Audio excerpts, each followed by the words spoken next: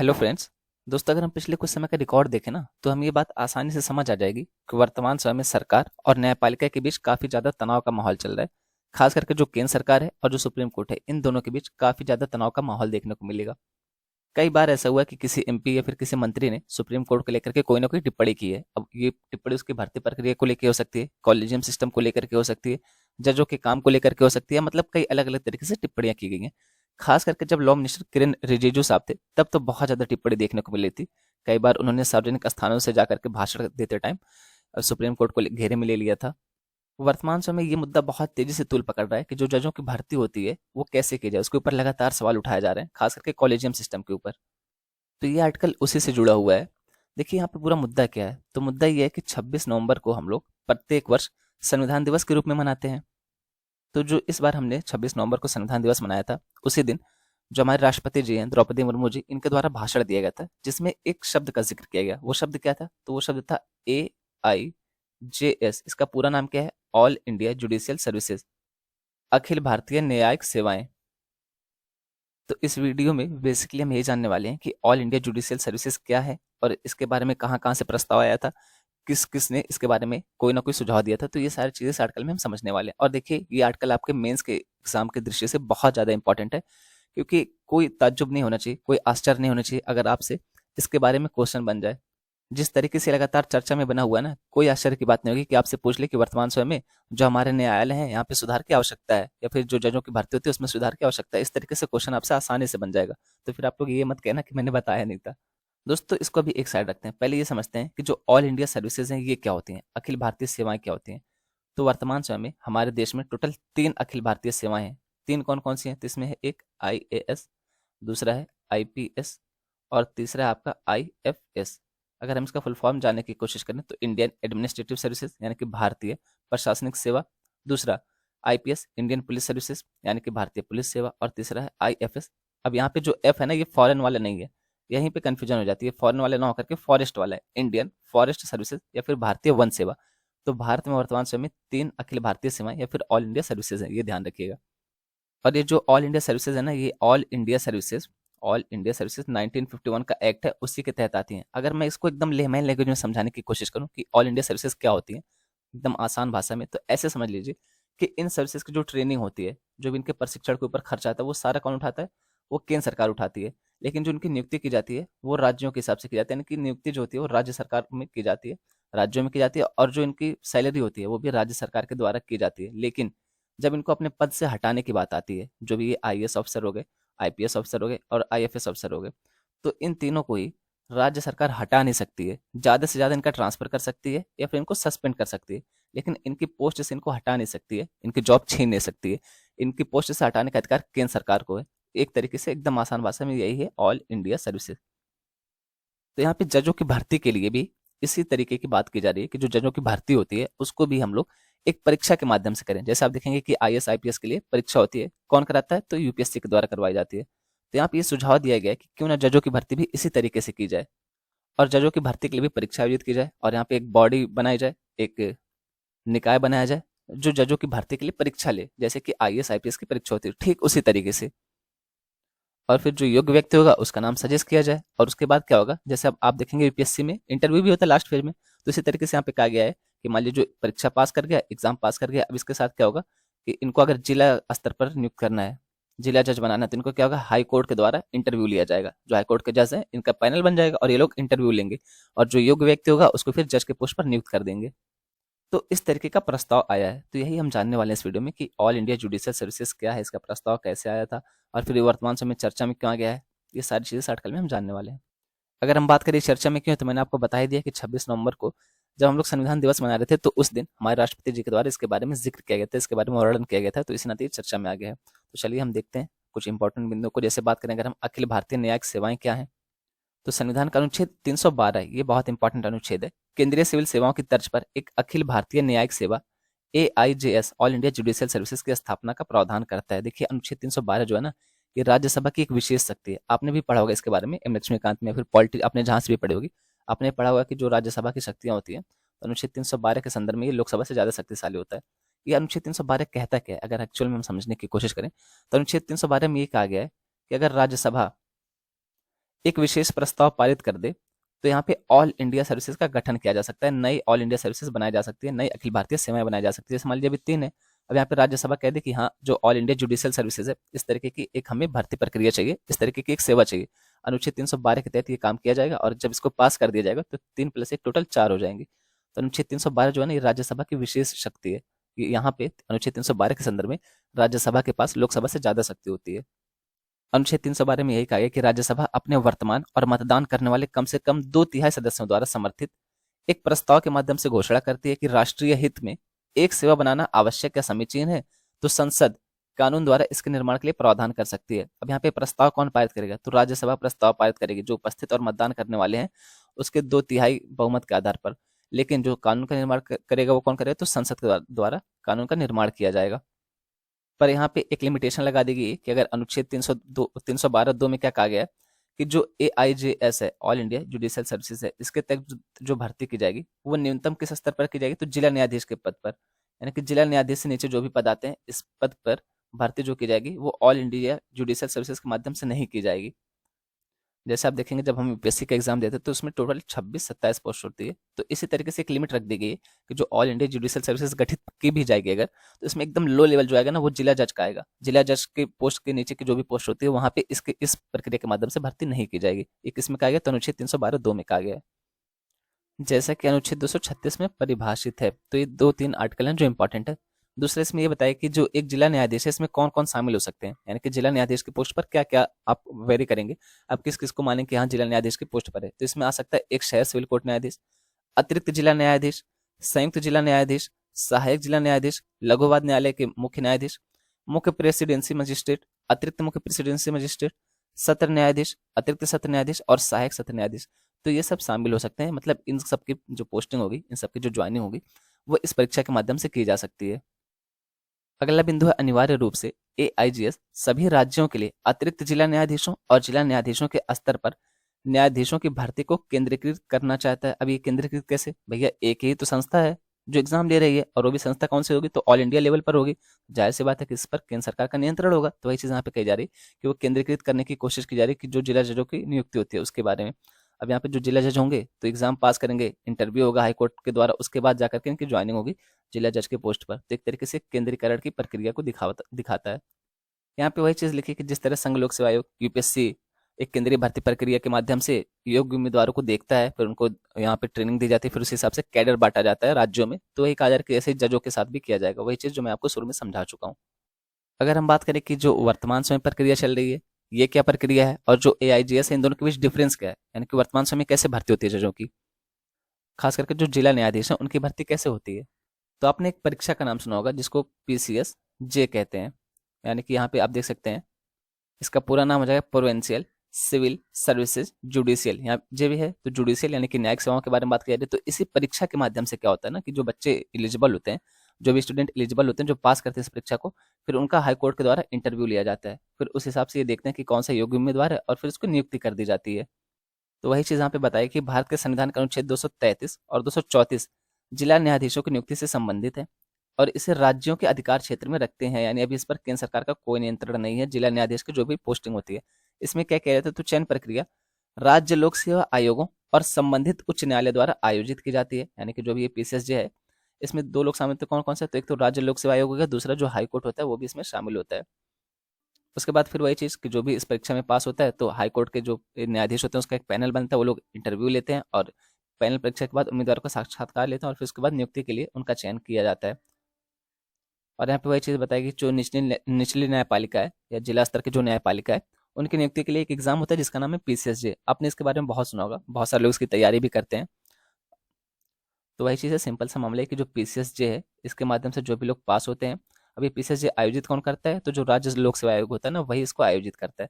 इसके माध्यम से जो भी स्टूडेंट पास होते हैं फिर इनका इंटरव्यू लिए जाते हैं, किसके द्वारा, तो जो हाई कोर्ट के न्यायाधीश होते हैं उनका पैनल बनता है अलग अलग। जैसे आप देखेंगे यूपीएससी में भी पैनल बनता है, तो इसी तरीके से पैनल बनता है, चाहे वो 3 जज हो सकते हैं, 5 जज हो सकते हैं, इस तरीके से पैनल बनता है। फिर वो लोग इंटरव्यू करते हैं उम्मीदवारों का और जो अच्छा कैंडिडेट होता है फिर उसका नाम सजेस्ट कर देते हैं कि यहाँ इनको नियुक्त करना है राज्य सरकारों को। जब राज्य सरकार के पास वो नाम जाता है फिर राज्य सरकार अपनी सहमति देती है, फिर इस तरीके से उनकी नियुक्ति हो जाती है। अगर हम बात करें ऑल इंडिया जुडिशियल सर्विस का प्रस्ताव क्यों किया गया है, इसके बारे में कहाँ से चर्चा शुरू हुई, कहाँ से ये उत्पन्न हुआ, कैसे इसके बारे में चीज़ें आगे बढ़ी हैं उसके बारे में अगर हम बात करें, तो पहली बार ये कब चर्चा में आया था? 1958 में। किसके द्वारा? तो विधि आयोग के द्वारा। उस रिपोर्ट का शीर्षक क्या था? तो न्यायिक प्रशासन पर सुधारों पर रिपोर्ट। ये शीर्षक से विधि आयोग ने बताया था कि जो ऑल इंडिया जुडिशियल सर्विसेज है, इसका प्रस्ताव किया जाना चाहिए, इस तरीके की एक सेवा का गठन किया जाना चाहिए जिसके माध्यम से जजों की भर्ती की जाए। अगर इसके उद्देश्य के बारे में बात करें तो राज्यों में अलग अलग वेतन और पारिश्रमिक रिक्तियों को तेजी से भरना और देश भर में मानक प्रशिक्षण सुनिश्चित करने जैसे संरचनात्मक मुद्दों को संबोधित करने के लिए एक कुशल अधीनस्थ न्यायपालिका सुनिश्चित करना था।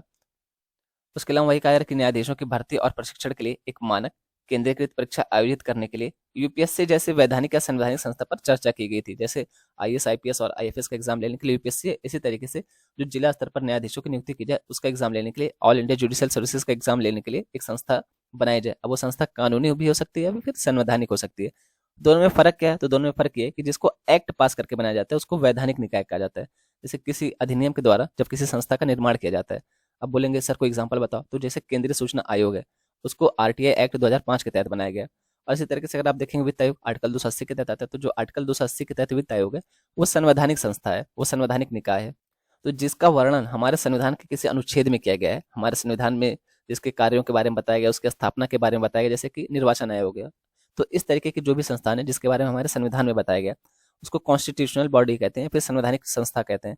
और जिसके बारे में किसी एक्ट में बताया गया है उसको हम लोग वैधानिक निकाय या फिर स्टैच्यूटरी बॉडी कहते हैं। इस विचार को 1978 की विधि आयोग की रिपोर्ट में फिर से प्रस्तावित किया गया था, जिसमें निचली अदालतों में मामलों की देरी और बकाये पर चर्चा की गई थी। अब यहाँ पर बकाया से मतलब कर्जे से नहीं, बकाया से मतलब है कि जो केसेस आते हैं उनके बारे में बात की जा रही है। 2006 में कार्मिक, लोक शिकायत, कानून और न्याय पर संसदीय अस्थायी समिति ने अपनी 15वीं रिपोर्ट में अखिल भारतीय न्यायिक सेवा के विचार का समर्थन किया और एक मसौदा विधेयक भी तैयार किया। तो इसके बारे में सबसे पहले विचार कब आया था? 1958 में विधि आयोग की रिपोर्ट में। फिर 1978 में भी इसके बारे में चर्चा की गई थी, इस प्रस्ताव को दोहराया गया था। फिर 2006 में भी इसके बारे में कहा गया था और इसके लिए विधेयक तैयार भी किया गया था, मसौदा अच्छे से तैयार किया गया था, लेकिन इसको अभी तक लागू नहीं किया गया है। अगर हम इस पे सुप्रीम कोर्ट की मत देखना चाहें, सुप्रीम कोर्ट की क्या राय थी, सुप्रीम कोर्ट ने क्या कहा था, उसके बारे में हम समझने की कोशिश करें तो 1992 में ऑल इंडिया जजेस एसोसिएशन बनाम यूओआई यानी कि यूनियन ऑफ इंडिया भारत संघ के बारे में बात की जा रही है। इस मामले में 1992 में सुप्रीम कोर्ट ने निर्देश दिया था कि ऐसी चीजें स्थापित की जानी चाहिए, ऑल इंडिया जुडिशियल सर्विसेज स्थापित की जानी चाहिए, इसके लिए सुप्रीम कोर्ट ने निर्देश दिया था। फिर 1993 में सुप्रीम कोर्ट ने कहा कि नहीं देखिए, निर्देश अलग चीज है और भैया ये जो केंद्र सरकार है उसके ऊपर निर्भर करता है, आप लोग अगर करना चाहते हैं तो बिल्कुल कर दीजिए, हमें कोई दिक्कत नहीं, लेकिन हम आपको ऑर्डर नहीं देंगे कि आप ये करिए या फिर ये मत करिए। ये केंद्र सरकार की प्राथमिकता है, ये केंद्र सरकार इस मुद्दे को देख ले।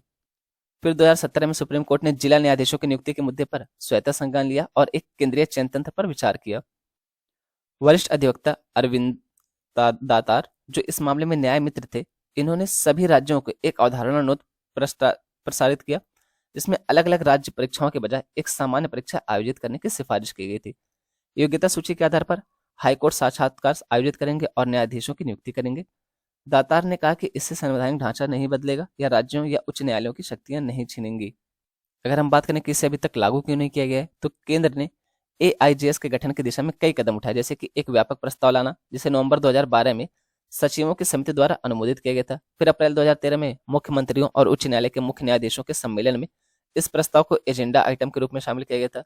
हालांकि इस बात पर सहमति बनी कि इस मुद्दे पर और विचार विमर्श की जरूरत है, और सही भी बात है, अगर किसी चीज को हम लागू कर रहे हैं, इतने बड़े स्तर पर लागू कर रहे हैं, तो उसके बारे में और भी थोड़ा विचार विमर्श होना चाहिए, उसके बारे में और जानकारी इकट्ठा करनी चाहिए। ऐसा नहीं कि किसी के मन में आए और फिर उसको लागू कर दो, उसके बारे में थोड़ा बहुत और जानकारी हासिल करनी चाहिए, उसके बाद इसको लागू करना चाहिए।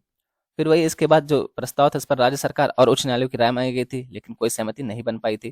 फिर अप्रैल 2015 में जिला न्यायाधीशों के पद पर भर्ती में मदद के लिए एआईजेएस का निर्माण और सभी स्तरों पर न्यायाधीशों और न्यायिक अधिकारियों की चयन प्रक्रिया की समीक्षा को मुख्य न्यायाधीशों के सम्मेलन के एजेंडे में शामिल किया गया था। हालांकि अंततः यह निर्णय लिया गया कि संबंधित एचसी जिला न्यायाधीशों की नियुक्ति के लिए रिक्तियों को भरने के लिए मौजूदा प्रणाली के भीतर उचित तरीके विकसित करेंगे। फिर जनवरी 2017 का टाइम आता है, यहाँ पे भारत के अटॉर्नी जनरल, सॉलिसिटर जनरल और डीओजे सचिवों की भागीदारी के साथ कानून और न्याय मंत्री की अध्यक्षता में एक बैठक में पात्रता, आयु, चयन मानदंड, योग्यता और आरक्षण जैसे एआईजेएस के पहलुओं पर चर्चा की गई। यहाँ पे डीओजे क्या है, तो डिपार्टमेंट ऑफ जस्टिस के बारे में बात की जा रही है। फिर वही हुआ कि जो प्रस्ताव था ये कार्यान्वयन के चरण तक पहुंचने में विफल रहा, यानी कि इसको लागू नहीं किया जा सका। मार्च में जब लोकसभा में एआईजेएस के कार्यान्वयन के बारे में पूछा गया तो पूर्व केंद्रीय कानून मंत्री किरेन रिजिजू ने कहा कि प्रमुख हितधारकों के बीच अलग अलग राय के कारण फिलहाल अखिल भारतीय न्यायिक सेवा स्थापित करने के प्रस्ताव पर कोई सहमति नहीं है।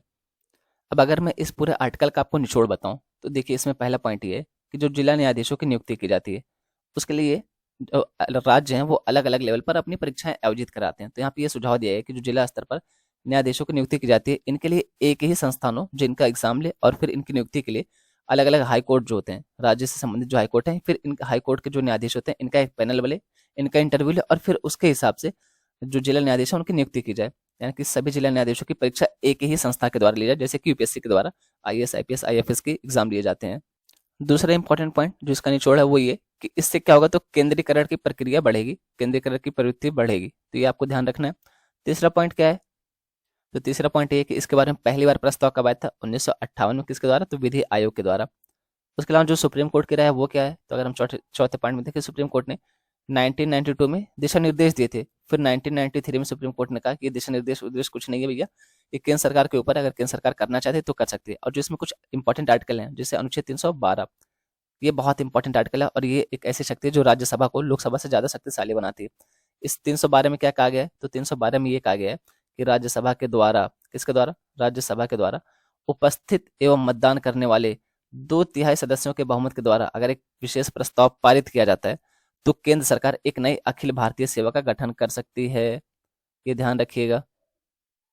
वर्तमान समय में इंडिया में 3 अखिल भारतीय सेवाएं, ये सारी चीजें मैंने आपको बता दी। तो अनुच्छेद 312 को याद रखिएगा, ये बहुत इंपॉर्टेंट आर्टिकल है। उसके अलावा यहाँ पे एक चीज जो आपको और ध्यान रखनी है, तो अनुच्छेद 312(2), इसमें क्या कहा गया है कि अगर ऑल इंडिया जुडिशियल सर्विसेज का गठन किया भी जाता है तो इसमें जिला न्यायाधीश का जो पद है उसके नीचे के किसी पद की भर्ती नहीं की जाएगी, उसके नीचे के किसी पद का जो एग्जाम है वो नहीं लिया जाएगा इस पोस्ट के माध्यम से। तो ये सारी चीजें आपको ध्यान रखनी है, ये सारे निचोड़ एक तरीके से आप कह सकते हैं। उम्मीद है दोस्तों आपको ये चीज़ क्लियर हो गई होगी। अगर आप लोग पूछें कि सर ये इंपॉर्टेंट है, तो जी हाँ, बिल्कुल इंपॉर्टेंट है। जैसे वर्तमान समय में चल रहा है, जो चीज़ें हमें देखने को मिल रही हैं, सुप्रीम कोर्ट और सरकार के बीच में इतना ज़्यादा तनातनी देखने को मिल रही है ना, तो उस हिसाब से बहुत ज़्यादा इंपॉर्टेंट है। कोई आश्चर्य की बात नहीं होनी चाहिए अगर आपसे आने वाले समय में इसको लेकर के मेंस में क्वेश्चन बन जाए, ये पूछ ले कि जो हमारा सुप्रीम कोर्ट है या फिर जो हमारे न्यायालय हैं, किसी एक पर्टिकुलर कोर्ट का नाम नहीं लेगा, वो क्या क्वेश्चन बनेगा ना कि हमारे न्यायालयों में जो भर्ती प्रक्रिया है इसमें सुधार क्या हो सकता है। बस आपसे इस तरीके के स्टेटमेंट दे देगा। अब आप उसके पक्ष में तर्क दो, उसके विपक्ष में तर्क दो, आप उसके बारे में यहाँ पे वर्णन जो किया गया ऑल इंडिया जुडिशियल सर्विसेज के निर्माण के बारे में ये बताओ, तो फिर आपसे पूछ लेगा कि ऑल इंडिया जुडिशियल सर्विसेज है, इसके क्या प्रावधान है, इसके क्या लाभ है, क्या नुकसान है, तो ये सारी चीजें आप बताइए। अगर आप लोग लाभ के बारे में जानना चाहें 2-3 पॉइंट, जैसे देखिए वैसे तो बहुत सारी चीज़ें यहाँ से निकल जाएंगी, पर वही है कि अगर आप लोग को जब तक एकदम एक्सैक्ट ना बताया जाए पॉइंट वाइज, तब तक उतना ज़्यादा क्लियर नहीं होता है। लाभ क्या है, तो लाभ एक तरीके से कि एक नई अखिल भारतीय सेवा का गठन किया जाएगा। दूसरा, जो यहाँ पे आप कह सकते हैं भाई भतीजावाद चलता है, उसमें कमी आएगी, क्योंकि भैया यहाँ पे सीधा सीधा एक संस्था है, वो एग्जाम लेगी, फिर इंटरव्यू होगा, उसके माध्यम से नियुक्ति की जाएगी। तो जो छोटी भर्तियां होती हैं जहाँ पे भाई भतीजावाद ज़्यादा चलता है या फिर घूसखोरी ज़्यादा चलती है, तो उसमें कमी आएगी, भ्रष्टाचार में कमी आएगी। तीसरा, योग्य व्यक्ति ही वहां तक पहुंच पाएगा, क्योंकि इतना टफ एग्जाम होगा और फिर इंटरव्यू होगा, तो जो योग्य व्यक्ति है वही उस पोस्ट पर पहुंच पाएगा। चौथा, जैसे कि आपको बताया कि जो रिक्तियां उसमें भी आसानी से भर्ती हो पाएंगी, जो केसेस है उसका भी बोझ कम हो पाएगा। तो इस तरीके से फायदे बहुत सारे हैं, आप लोग बस रुक के सोचिए थोड़ा सा। ये सारी चीजें यहाँ पे लिखी नहीं है, कुछ कुछ चीजें लिखी हैं, पर जो आप लोग दिमाग लगाएंगे ना तो सारी चीजें अपने आप ही क्लियर हो जाएंगी।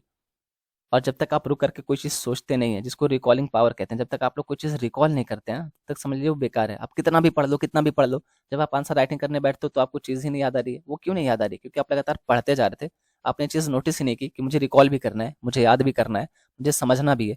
तो कोई भी आर्टिकल सुनिए, पढ़िए, तो उसको रुक के थोड़ा सा समझिए। कहते हैं ना, रीड बिटवीन द लाइन्स, तो वो चीज़ समझिए। इसके 4-5 लाभ तो मैंने ऐसे ही बता दिए। इसका नुकसान देखा जाए तो पहली बात तो केंद्रीकरण की प्रक्रिया को बढ़ावा देगा। दूसरी बात, अभी तक राज्य लोक सेवा आयोग के द्वारा किया जा रहा है, यानी कि राज्य के कंट्रोल में, तो इस तरीके से जो राज्य की स्वायत्ता है उसका भी हनन हो सकता है, क्योंकि एक तरीके से राज्य से शक्ति छीन करके केंद्र सरकार के पास जा रही है ना, तो वो चीज़ है। तीसरा है कि भाई ये संविधान संशोधन करना पड़ेगा, और यहाँ पे बहुत बड़े स्तर पर इसकी आवश्यकता पड़ने वाली है, तो सारे राज्यों को मनाना एक बहुत कठिन काम हो सकता है। चौथा, जो केंद्र सरकार है उसके ऊपर जो खर्च है उसका बोझ बढ़ेगा। कैसे भैया, यूपीएससी जब एग्जाम कंडक्ट कराते हैं तो क्या उसका खर्च नहीं आता है, या फिर जब इंटरव्यू कंडक्ट कराते हैं तो उसका खर्च नहीं आता है। तो इसी तरीके से इनका भी खर्च केंद्र सरकार के ऊपर पड़ेगा, और इस तरीके से जो भारत की साख है उस पर इम्पैक्ट पड़ने की संभावना रहेगी। अगला एक ये हो सकता है, देखिए जरूरी नहीं कि ये हो, पर ये संभावना है कि एक तरीके से जिला जज के पोस्ट पर हम एग्जाम कंडक्ट करवा रहे हैं, ठीक है, चलिए अच्छी बात है, कहीं तो हम सुधार करें, लेकिन जिला जज के जो पोस्ट है उसके बाद जब इनका प्रमोशन होने लगा तो फिर से वही चीज़ है, कॉलेजियम सिस्टम फिर से आएगी। तो कॉलेजियम सिस्टम पूरी तरीके से खत्म कहाँ हो रहा है, जिसके बारे में हम बुराइयां कर रहे हैं, जिसको लेकर के हम चिंता जता रहे हैं, तो वो तो फिर से भी पूरी तरीके से खत्म नहीं है, फिर भी वो लगातार बना रहेगा। तो फिर एक तरीके से पूरी तरीके से समस्या का समाधान नहीं किया जा रहा है। तो ये सारे इसके कुछ नकारात्मक बिंदु हो सकते हैं। बाकी पॉजिटिव और नेगेटिव दोनों चीज़ मैंने आपको बताई दी है। प्रावधान क्या है, अनुच्छेद 312 क्या है, 312(2) क्या कहता है, और पहली बार प्रस्ताव कब आया था, सुप्रीम कोर्ट का क्या मत है, ये सारी चीज़ें मैंने बता दी। अब आप खुद मुझे बताओ कि क्या कोई ऐसा आस्पेक्ट है जो बच रहा है, क्या कोई ऐसी चीज़ है जो इस आर्टिकल में बच रही है? अगर आपके यूपीएससी में एग्जाम में आ जाता है क्वेश्चन, तो क्या आप नहीं लिख पाओगे इसके बारे में अच्छा सा आंसर, मतलब एकदम बेस्ट आंसर नहीं लिख पाओगे? कोई सा एक पॉइंट ऐसा जो बच रहा है तो आप बताइए। उम्मीद है दोस्तों आपको ये आर्टिकल पसंद आया होगा, ये वीडियो पसंद आई होगी। अगर ये वीडियो पसंद आती है तो लाइक करिए, शेयर करिए, सब्सक्राइब करिए। यहीं तक रखते हैं इस वीडियो को। बोलने में जो भी गलती है उसके लिए दिल से सॉरी। आप सबके सपोर्ट के लिए बहुत बहुत थैंक यू। देखिए आप लोगों ने, मतलब मैंने ये कहा था कि वीडियो नहीं आएगी, और अगर आप लोग चाहें तो जुड़े रह सकते हैं। अगर आप लोग का नुकसान नहीं होता है तो फिर भी आप लोग जुड़े रहे। मतलब एक ही दो लोग हैं जो चैनल छोड़ के गए, बाकी के सारे लोग जुड़े रहे, तो उसके लिए आपका तहे दिल से शुक्रिया यार, आप लोग का बहुत बहुत धन्यवाद। मतलब आप लोग को ये है कि हाँ चलो हमें पढ़ना है, एक ही टॉपिक अगर मिल जाएगा तो हम उसको भी कवर कर लेंगे, अच्छा रहेगा हमारे लिए। तो ये चीज़ होनी चाहिए कि अगर हमें पढ़ना है तो हमें कहीं से एक टॉपिक भी मिल रहा है, कहीं से एक लाइन मिल रही है, तो हम उसको ले लें, हम पढ़ें, अपना ज्ञान बढ़ाएं, हम एग्जाम में अच्छा प्रदर्शन करें। आप लोगों ने साथ नहीं छोड़ा, उसके लिए बहुत बहुत बहुत धन्यवाद, आप सबका धन्यवाद।